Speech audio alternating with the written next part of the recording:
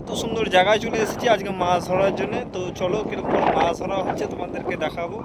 এই যে আমাদের সাগর দাদা চলে এসেছে মাছ ধরতে, এই যে সাগর দাদা। তো সাগর দাদা একটু আমার বন্ধুদের কিছু বলবে। হ্যালো গাইস, দেখা যাক যদি না পাই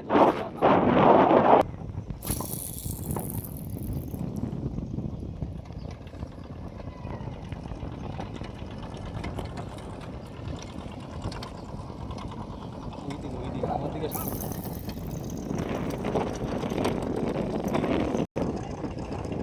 এত ঠান্ডা ঠান্ডা হাওয়া দিচ্ছে, আমার তো হেভি সুন্দর লাগছে।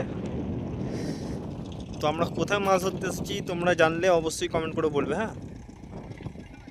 আর আরেকজন আছে, ও তো এখন গেছে আমাদের জন্য খাবার আনতে।